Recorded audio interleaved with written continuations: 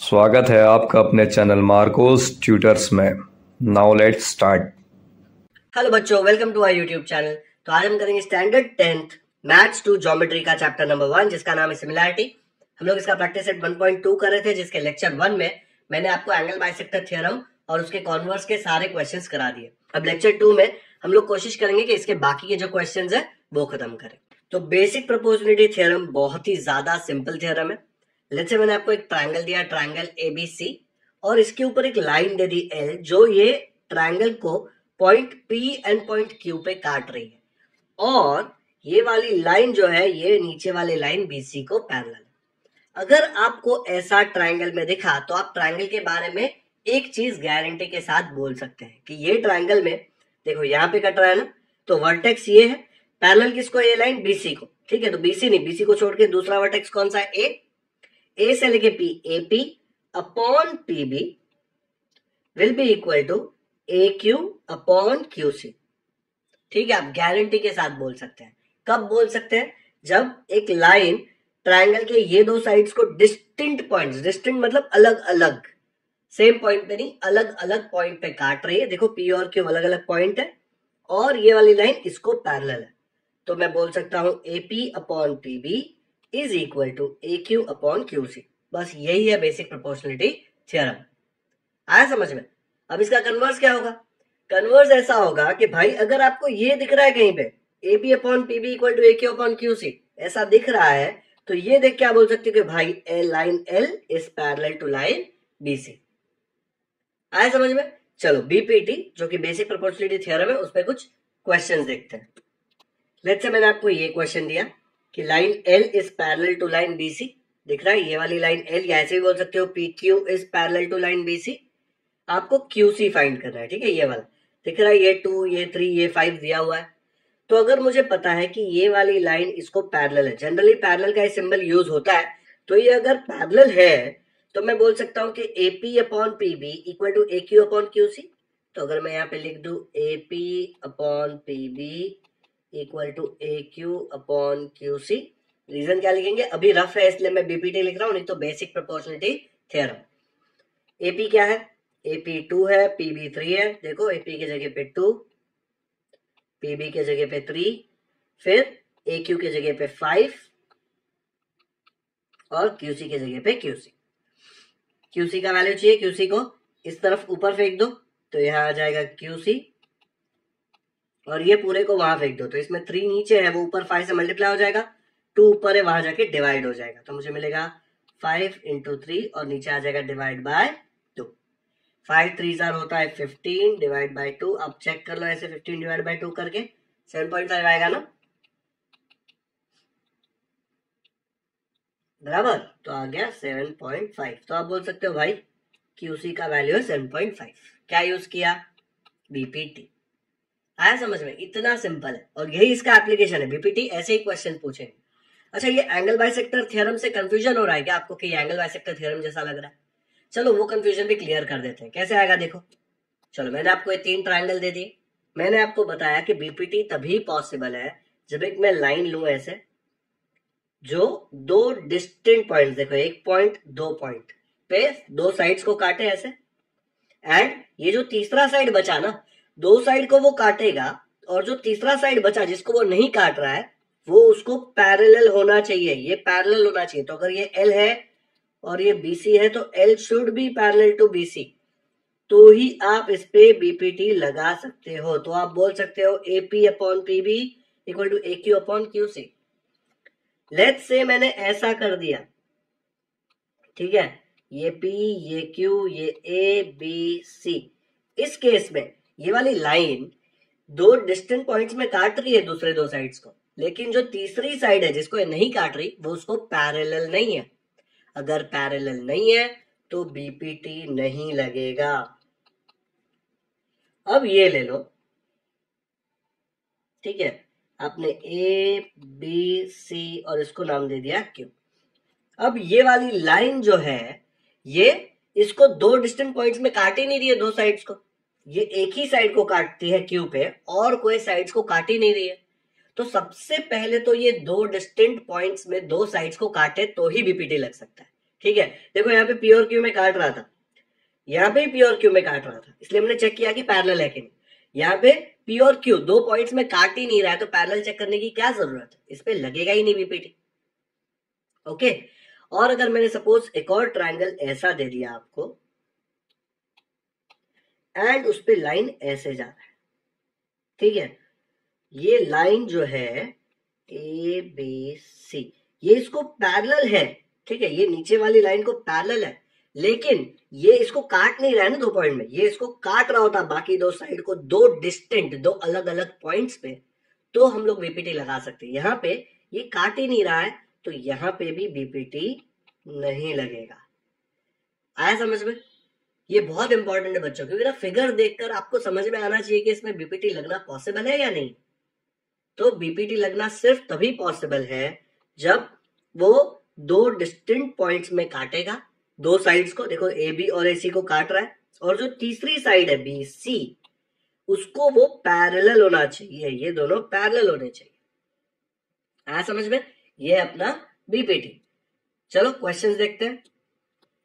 Text book में solve examples में एक क्वेश्चन दिया हुआ है, in triangle ABC D parallel BC, देखो डीई जो है वो बीसी को पैरेलल है, ओके, ये इसको पैरेलल है, और दो अलग अलग पॉइंट पे काट रही है, कहां पे, ए बी को और ए सी को, और तीसरा जो साइड है उसको पैरेलल है, मतलब बीपीटी लगना पॉसिबल है। डीबी दिया है 5.4, तो हम डीबी के यहाँ पे 5.4 लिख लिया। एडी दिया है 1.8, तो ये 1.8 हो गया। ईसी 7.2, तो ये 7.2 हो गया। एई फाइंड करना है, तो आप सीधा लिख सकते हो कि in triangle ABC DE is parallel to BC, दिया हुआ है क्वेश्चन में। अगर ऐसा है तो बीपीटी लगेगा। बीपीटी लगेगा तो हम क्या बोल सकते हैं, AD upon DB is equal to AE upon EC. सब वैल्यू सब्स्टिट्यूट कर दो, एडी की जगह 1.8, डीबी की जगह 5.4, एई का वैल्यू नहीं पता, ईसी का वैल्यू 7.2। ये एई का वैल्यू चाहिए, इसको इधर रखो, 7.2 को उधर भेज दो, ठीक है, तो क्या आ जाएगा 1.8 इंटू 7.2 अपॉन 5.4। ये स्टेप करने की जरूरत नहीं है, कैंसिल कर दो, सीधा ये 7.2 उधर जाएगा, ठीक है, तो आपको मिल जाएगा 1.8 इंटू 7.2 डिवाइड बाय 5.4। अगर आपको सॉल्व करना है तो आपको डेसिमल पॉइंट यहाँ पे देखना पड़ेगा, क्या आएगा देखो, इसको ऐसे सॉल्व कर सकता हूँ, 18 इंटू 72 अपॉन, देखो अगर मैंने इसको 18 बनाया तो नीचे एक 10 आएगा, 7.2 को 72 बनाया तो उसका भी एक 10 आएगा, 5.4 को अगर मैंने 54 बनाया तो उसका एक 10 ऊपर आएगा। जहां से भी आप डेसिमल निकालो ना, इसका डेसिमल निकालो तो नीचे 10, इसका डेसिमल निकालो तो नीचे 10, ये नीचे वाले का डेसिमल निकाला तो ऊपर, कितना डेसिमल निकाला पॉइंट उतना जीरो आना चाहिए। अगर ये 7.25 होता और मैं इसको 725 बनाता तो दो डेसिमल निकालते तो 100 आता। ओके, अब इसको सॉल्व करेंगे, बहुत ही इजीली हो जाएगा, ये जीरो के साथ ये जीरो कट, ये आ जाएगा 9 6 54, 9 2 18, 6 1 6, 6 12 72, 12 इंटू 2 हो जाएगा 24, 10 को मत काटना और नीचे बचेगा 10, 24 अपॉन 10 कितना होता है 2.4, तो आ गया 2.4। बस एकदम सिंपल सी एप्लीकेशन है बेसिक प्रोपोर्शनलिटी थ्योरम की। इसमें सबसे डिफिकल्ट पार्ट क्या है पता है, ये लिखना, इतना बड़ा नाम लिखना पड़ता है। चुपचाप प्यार से उसको BP2 बोल देते हैं तो कितना सही लगता है, निकनेम बुला लेते हैं उसका, लेकिन हर बार ये लिखना पड़ेगा। अगर कन्वर्स है तो आगे कन्वर्स पे लिखना पड़ेगा। आ गया समझ में? चलो इसका कन्वर्स थ्योरम देखते हैं। कन्वर्स ऑफ बीपीटी क्या बोलता है कि अगर AP upon PB equal to AQ upon QC, ऐसा अगर आपको दे दिया तो आप क्या बोल सकते हैं ये ट्रायंगल के बारे में। बीपीटी में क्या होता था, ये पैरेलल दिया होता था तो हम बोलते थे कि ये हम बोल सकते हैं। अगर ये दिया गया है तो हम बोल सकते हैं कि भाई तो फिर PQ पैरेलल टू BC होगा, PQ पैरेलल टू BC। समझ में आया? ये हो गया कॉन्वर्स। उल्टा हो गया ना, देखो बीपीटी में क्या होता था, बीपीटी में ये इसको पैरेलल दिया हुआ होता था तो हम ये बोलते थे, अगर ये दिया हुआ है तो हम बोलेंगे भाई पैरेलल है। कॉन्वर्स मतलब उल्टा। तो अगर कोई क्वेश्चन में आपको ऐसे दे दिया और बोला कि फाइंड आउट करो भाई कि ये दो लाइन पैरेलल है कि नहीं, फाइंड आउट करने के लिए हम चेक करेंगे ये रेशियो और ये रेशियो, अगर इक्वल आया तो पैरेलल, नहीं आया तो नहीं है पैरेलल। बस इतना सिंपल है। चलो 1.2 का कोई क्वेश्चन करते हैं। तो 1.2 का फर्स्ट क्वेश्चन हमने लेक्चर 1 में कर लिया, लेक्चर 2 में सेकंड से शुरू करते हैं। सेकंड जो है वो बीपीटी पे बेस्ड है, कॉन्वर्स ऑफ बीपीटी पे। कैसा आएगा देखो, सेकंड क्वेश्चन दिया है, in triangle PQR PM is equal to 15। PM मतलब ये वाला पार्ट, तो ये आपको दिया हुआ है 15। PQ equal to 25। PQ मतलब ये पूरा यहाँ से लेके यहाँ तक 25। फिर PR इक्वल टू 20, P से लेके R तक ये पूरा 20 and NR equal to 8। NR मतलब इतना सा पार्ट 8। आपको प्रूव करना है या फाइंड आउट करना है state whether line NM is parallel to side RQ। NM और RQ एक दूसरे को पैरेलल है कि नहीं, ये फाइंड आउट करना है और साथ में रीजन देना है।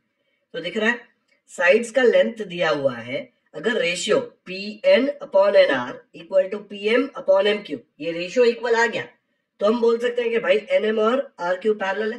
Converse of BPT, converse of BPT यही बोलता है ना कि अगर रेशियो इक्वल है, कौन सा रेशियो, जो भी रेशियो में ये लाइन डिवाइड करता है ये साइड्स को, तो ये लाइन यहाँ पे काट रहा है N पे, यहाँ पे काट रहा है M पे, तो किस में डिवाइड कर रहा है, PN upon NR, PM upon MQ। ये चेक करना। अभी NR आपको दिया है, PN कैसे फाइंड करेंगे, ये पूरा 20 है और इसमें से छोटा टुकड़ा 8 है, तो ये कितना आएगा, ये पूरे 20 में से ये इतना सा टुकड़ा 8 माइनस कर दूंगा तो ये बचेगा, तो 20 माइनस 8 करूंगा तो मुझे आएगा 12। सिमिलरली ये पूरा 25 है P से लेके Q तक, उसमें से ये छोटा टुकड़ा 15 है, तो 25 में से 15 ये टुकड़ा माइनस करूंगा तो ये छोटा टुकड़ा बचेगा MQ। 25 माइनस 15 कितना आ जाएगा, 10। ओके, फिर मैं ये रेशियो फाइंड करूंगा PN अपॉन NR, देखो कितना आता है, PN अपॉन NR, PN कितना आया 12 अपॉन 8। 4 के टेबल में जाता है ना दो number, 4 3s are 4 2s are, तो आ गया 3 अपॉन 2। अब ये रेशियो फाइंड करो PM upon MQ, PM upon MQ, PM कितना है 15, MQ कितना है 10, कट होता है दोनों, 5 के टेबल में दोनों नंबर जाते हैं, 5 3s are 5 2s are, तो आंसर आ गया 3 अपॉन 2। अगर इसको 1 दिया इसको 2 दिया, ये सिर्फ रफ में करा रहा हूँ, लिखेंगे कैसे बताऊंगा मैं। दोनों का वैल्यू 3 अपॉन 2 है, तो अगर दोनों का वैल्यू सेम है तो दोनों एक दूसरे को इक्वल हो जाएंगे, तो मैं बोल सकता हूँ भाई फिर तो PN upon NR is equal to PM upon MQ। तो अगर ये अपॉन ये इज इक्वल टू ये अपॉन ए, तो फिर तो मैं बोल सकता हूँ NM is parallel to RQ। यहीं पे डिवाइड हो रहा है ना, यहाँ पे N पे यहाँ पे M पे, तो NM is parallel to RQ। लेकिन रीजन क्या लिखूंगा, ऐसे ही मन कर रहा है, नहीं, NM parallel to RQ, reason आपको लिखना पड़ेगा कन्वर्स ऑफ BPT। ठीक है, BPT में याद रखो पैरेलल दिया हुआ होता था, कन्वर्स ऑफ BPT में आप पैरेलल प्रूव करते हो, तो यही तो प्रूव करना था, चेक करना था state whether line NM is parallel to side RQ। Yes, NM is parallel to RQ।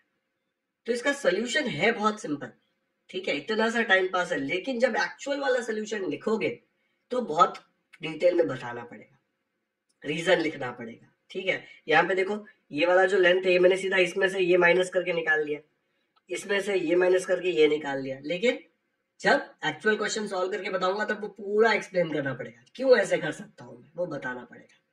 ठीक है, लेकिन वो सब हमने बचपन में सीखा था, जो 10th में सीख रहे वो इतना ही है, तो मेंटली आपको पता है कि इसका आंसर सोल्यूशन इतना सा ही है। ओके, चलो अब देखो लिखेंगे कैसे। तो इसकी शुरुआत वंस अपॉन अ टाइम से करनी पड़ेगी। गिवन क्या क्या दिया है देखो, इंट्रायंगल PQR, ये सब डेटा दिया हुआ है, सब लिख दिया। State whether line NM is parallel to side RQ, तो फाइंड में आप या तो इफ लिख सकते हैं या whether NM is parallel to side RQ।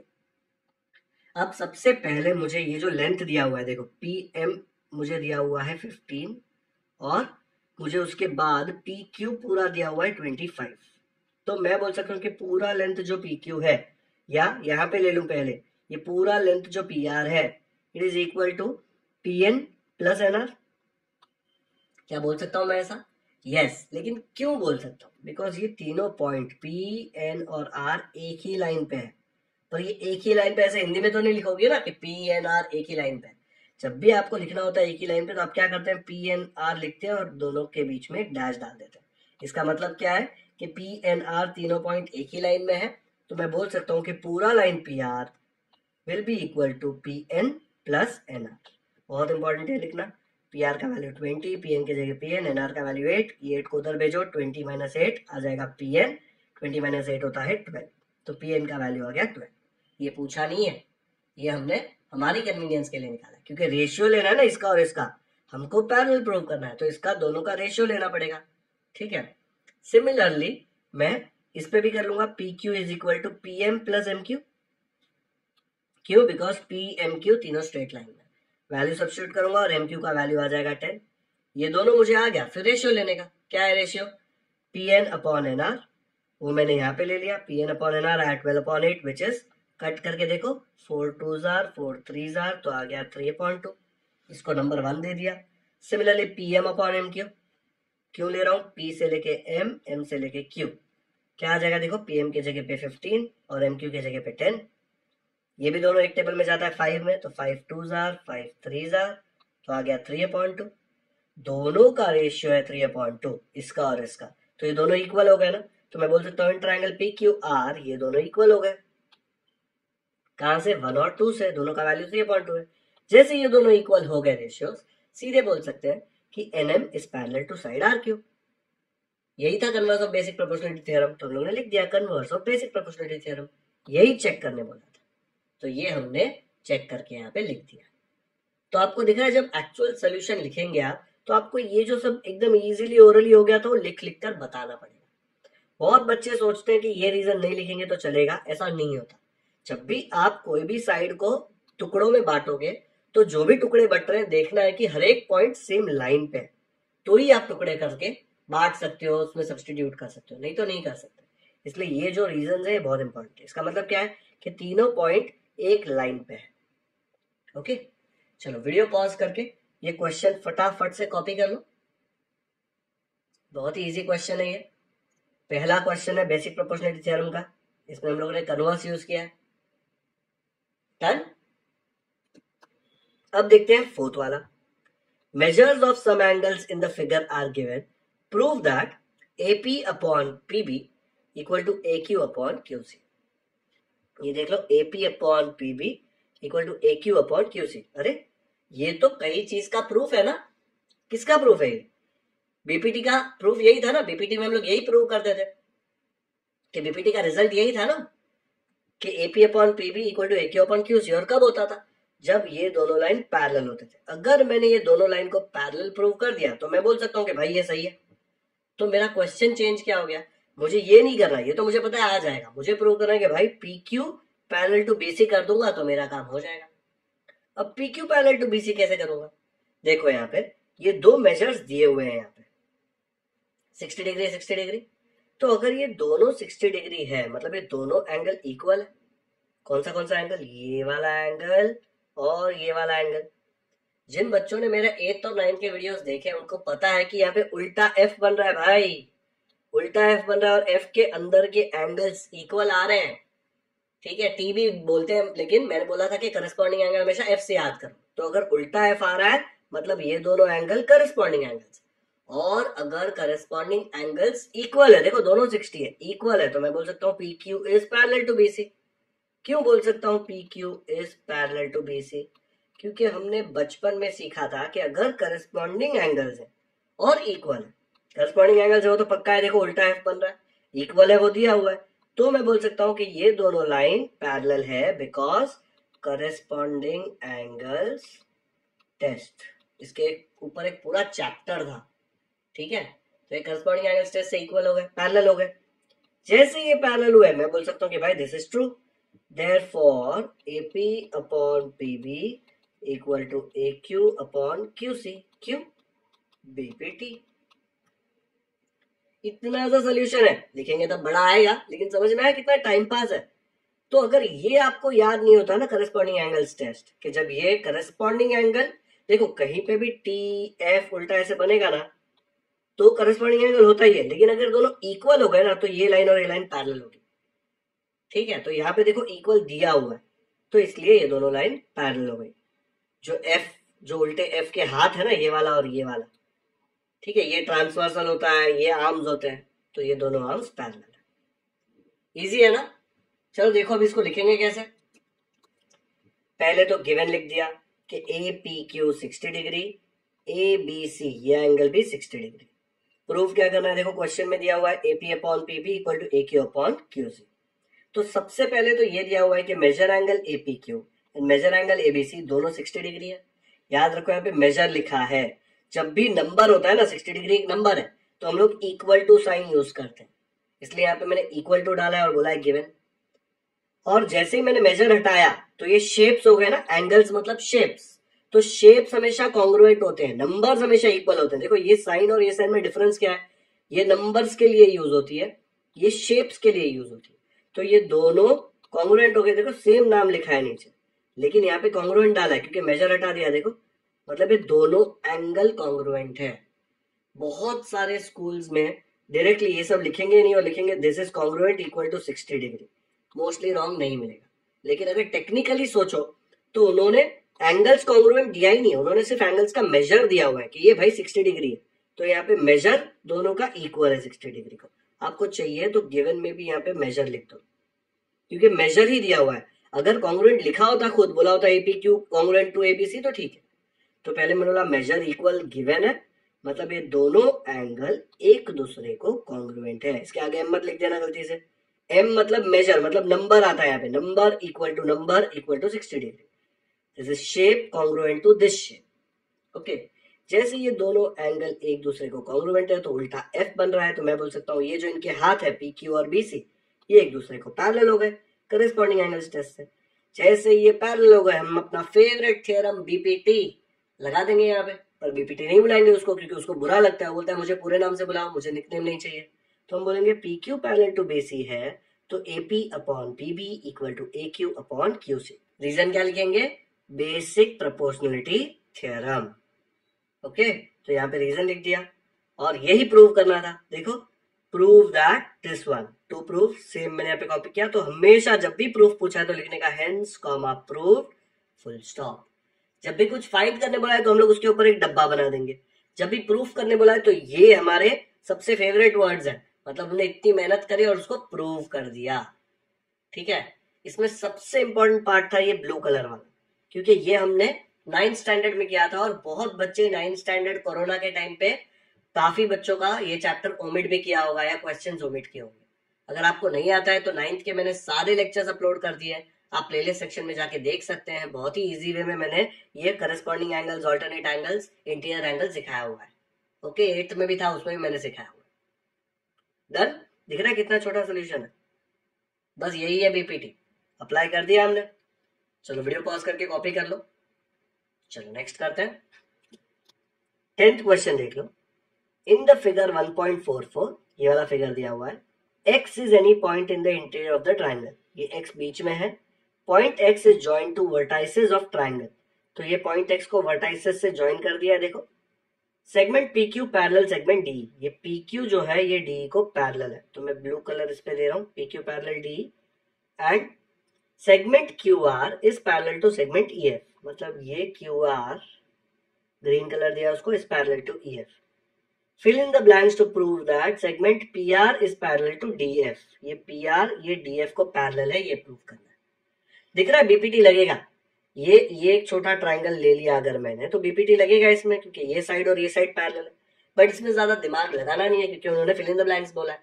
Okay, तो देखो सबसे पहले इन ट्राइंगल XDE मतलब ये वाला ट्राइंगल, ठीक है, PQ पैरेलल DE, देखो PQ और DE पैरेलल है, इसको हम लोग लिख लेते हैं ऐसे, PQ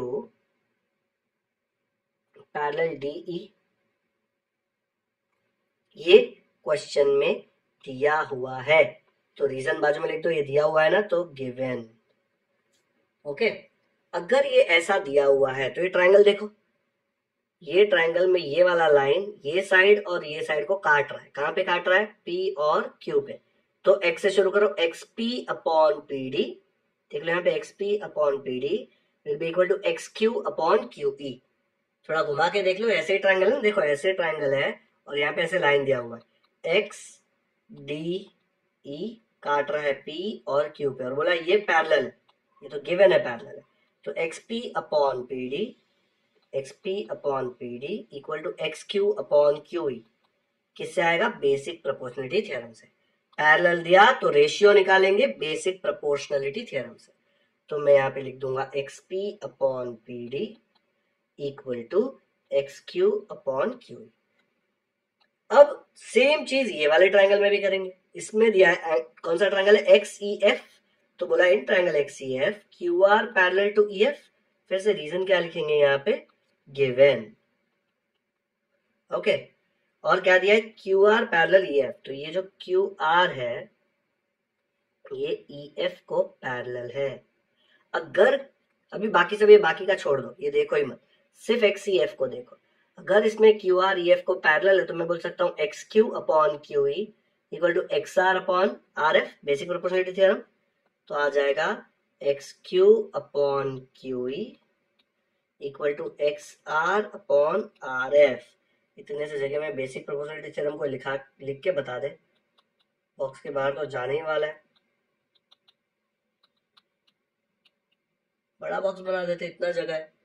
ठीक है, अब देख लो, ये नंबर 2 दिया है, नंबर 1 दिया, यहाँ दिख रहा है एक्स क्यू अपॉन क्यू ई, यहाँ दिख रहा है एक्स क्यू अपॉन क्यू ई, दोनों जगह एक्स क्यू अपॉन क्यू ई है ना, ये दोनों तो इक्वल है। तो अगर ये दोनों इक्वल है तो जो बाकी दो बचे हैं वो भी इक्वल आएंगे ना, मतलब X P upon P D will be equal to X R upon R F, ये तो सेम ही है दोनों, तो ये दोनों भी इक्वल आएंगे। तो मैं बोल सकता हूँ from 1 and 2 X P upon P D, मतलब जो ब्लू वाला है X P upon P D will be equal to किसको आएगा, देखो ये दोनों इक्वल तो ये दोनों equal, X R upon R F. तो यहाँ पे मैंने लिख दिया X R upon R F. Okay, अब ये दोनों इक्वल हो गए, रेशियो देख लो, X P upon P D X R upon R F, कौन सा, एक्स से लेके पी, फिर पी से लेके डी, एंड एक्स से लेके आर एंड आर से लेके एफ। ये रेशियो अगर इक्वल है तो जहां पे भी रेशियो काट रहा है पी और आर पे, ये जो लाइन है ये बेस को पैरेलल हो जाएगी। Converse of basic proportionality theorem यही बोलता है ना कि अगर भाई रेशियो इक्वल है ये वाला, तो ये दोनों लाइन तो पैरेलल होंगे ही होंगे। ठीक है, तो हम लोगों ने पहले दो पार्ट्स में बीपीटी यूज किया, फिर ये जो आया ना, ये दोनों लाइन के लिए प्रूव करने के लिए उसके लिए कन्वर्स यूज किया, क्योंकि हमने ये दोनों यूज करके प्रूव कर दिया कि रेशियो इक्वल है। अगर रेशियो इक्वल है तो मैं बोल सकता हूं segment P R parallel to segment D F, जो पूछा है। यहाँ पे इन्होंने मिस्टेक किया है, डीई लिखा है, ये डी एफ होना चाहिए। Segment P R parallel to segment D F, converse of basic proportionality theorem. तो मस्त क्वेश्चन था यार, हर एक क्वेश्चन एग्जाम में ऐसा है तो क्या मजा आएगा ना, सिर्फ फिल इन द ब्लैंक्स करना है। ठीक है, तो ये दो चीज दी हुई थी, वो दो यूज किया। ठीक है, उससे हम लोगों ने ये दो रेशियो इक्वल प्रूव किया, ये वाले ट्रायंगल का, और रेशियो अगर ये ट्रायंगल में इक्वल है तो उसका जो साइड है पी आर और डी एफ वो एक दूसरे को पैरेलल हो जाएगा, converse of basic proportionality theorem. चलो पॉज करके फटाफट से कॉपी करो। डन, तो अपना सेकंड क्वेश्चन हो गया, फिर अभी हमने फोर्थ भी कर लिया। ठीक है, अभी बेसिक प्रोपोर्शनलिटी थ्योरम पे हम करेंगे, अच्छा 10th भी हमने कर लिया है, एंड अभी बचा है 11th वाला। 11th में बेसिक प्रोपोर्शनलिटी थ्योरम भी यूज होगा और एंगल बाइसेक्टर थ्योरम भी यूज होगा। अच्छा क्वेश्चन है, चलो 11th देखते हैं। 11th क्वेश्चन में सबसे बड़ा प्रॉब्लम है कि फिगर नहीं दिया, तो आपको फिगर बनाना पड़ेगा, और फिगर सही से बनाओगे तो क्वेश्चन इजीली सॉल्व हो जाएगा। इन ट्रायंगल एबीसी रे बीडी बाइसेक्ट्स एंगल एबीसी, मतलब ये बीडी जो है ये एंगल एबीसी का बाइसेक्टर है। रे सी बाइसेक्ट्स एंगल एसीबी, तो ये सी एंगल एसीबी का बाइसेक्टर है। If segment A B congruent to A C, A B और ए सी देखो ट्राइंगल के साइड्स हैं, कॉन्ग्रुएंट दिए हुए हैं, then prove that ED parallel to B C. अभी तक हम लोगों ने पैरेलल प्रूव करने के लिए क्या यूज किया है, हम लोगों ने सीबीपीटी यूज किया ना, converse of basic proportionality theorem, तो हम लोग वो यूज करने को ट्राई करेंगे। तो पहले फिगर बना देते हैं। लेट्स से ये है ट्राइंगल ए बी सी, नाम दे दिया मैंने ए बी सी, फिर बोला है ray B D bisect angle ABC, angle ABC मतलब ये वाला एंगल, इसको बाइसेक्ट कर रहा है बी डी, तो एक ऐसे लाइन बना दिया, थोड़ा ऐसे ले लेता हूँ। ठीक है, ये है बी डी और ये सेम एंगल। फिर ray CE bisect angle ACB, ACB मतलब ये वाला एंगल, और सीई उसको बाइसेक्ट कर रहा है, तो हम लोग यहां से एक लाइन बना देते हैं। ठीक है, ये उसको बाइसेक्ट कर रहा है, क्या नाम है इसका, इसका नाम है ई। आपको प्रूव करना है ईडी पैरेलल बीसी, पहले तो ईडी बनाना पड़ेगा, तो ये ईडी इधर इनको ज्वाइन करके बना दिया। ये जो लाइन है ये नीचे वाले बीसी को पैरेलल है। दिख रहा है क्लासिक केस है कन्वर्स ऑफ बीपीटी का। कन्वर्स में क्या करते थे देखो एक बार, कन्वर्स ऑफ बीपीटी में हम लोग को यही प्रूव करना होता था ना, P Q parallel to BC. तो दिया क्या होता था, ये वाला ratio AP upon PB is equal to A Q upon QC. तो मुझे अगर ये मिल गया तो ये तो ऑटोमेटिकली आ जाएगा बिकॉज ऑफ दिस थ्योरम। तो ये वाले क्वेश्चन में मुझे कहीं से तो ये लेकर आना है। ओके, तो अभी हम लोग ट्राई करते हैं इसमें सॉल्व करने का। अब इसको है ना थोड़ा हम लोग मॉडिफाई करते हैं ताकि आपको समझ में आ जाए। सेम फिगर मैं यहाँ पे कॉपी कर रहा हूँ। ओके, और जो फालतू की चीजें है ना पहले वो इरेज कर रहा हूं ताकि आपको इजी लगे। अब देखो, बीडी जो है वो एंगल ए बी सी का बाइसेक्टर। तो एंगल बाइसेक्टर थ्योरम क्या बोलता था, बाइसेक्टर बी से शुरू हो रहा है ना, तो हम बोलेंगे बी ए अपॉन दूसरी साइड क्या है B C is equal to D पे खत्म हो रहा है एंगल बाइसेक्टर, तो D A upon D C. बोल सकता हूं ना मैं ये। ओके, ये हो गया हमारा वन। पक्का समझा। अभी सेम डायग्राम में वापस नीचे कॉपी पेस्ट करता हूं और इस बार दूसरा बाइसेक्टर देखते हैं। हम ये इरेज कर देते हैं। ओके, अभी आपको पता है कि ये और ये भी इक्वल है, क्वेश्चन में दिया हुआ है सी बाइसेक्टर है। तो अगर सी बाइसेक्टर है तो मैं क्या बोल सकता हूँ, सी ए, ये डी इरेज कर दो, कंफ्यूजन चाहिए ही नहीं, सी ए अपॉन सी बी। कहां खत्म हो रहा है बाइसेक्टर, ई पे, तो ई से ए की तरफ जाऊंगा बिकॉज यहां भी ये गया था, ई A upon E B. Rough में करा रहा हूं इसलिए शॉर्ट फॉर्म लिख रहा हूं। ये एंगल बाइसेक्टर थ्योरम, ये भी एंगल बाइसेक्टर थ्योरम। ठीक है, ये इसको नंबर दे दिया 2। तो ये दो चीजें हमको एंगल बाइसेक्टर थ्योरम से आ गई। अच्छे से देखो यहाँ पे, इधर बीसी इधर भी बीसी, सी भी लिखा है लेकिन सीबी और बीसी सेम होता है। यहाँ पे ए बी और यहाँ पे सी है, बट आप क्वेश्चन देखो तो ए बी और ए सी तो इक्वल है। ए बी और ए सी इक्वल मतलब ये वाला और ये वाला तो इक्वल है, और ये तो ऑलरेडी इक्वल था। तो ये पूरा जो लेफ्ट साइड है वो एक दूसरे को इक्वल हो जाना चाहिए ना। देखो क्वेश्चन में दिया हुआ है A B is congruent to A C. ठीक है, अपना थर्ड है।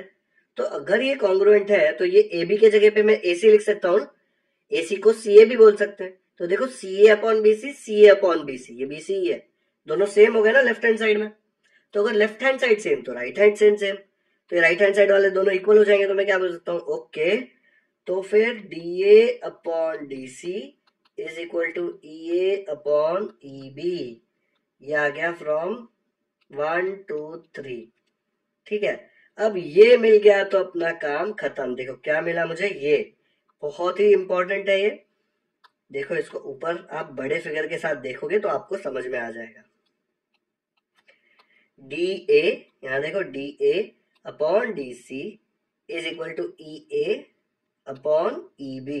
दिख रहा है, ई डी यहां पे काट रहा है दोनों को, ये वाली लाइन और ये वाली लाइन को, और ये वाला रेशियो इज इक्वल टू ये वाला रेशियो।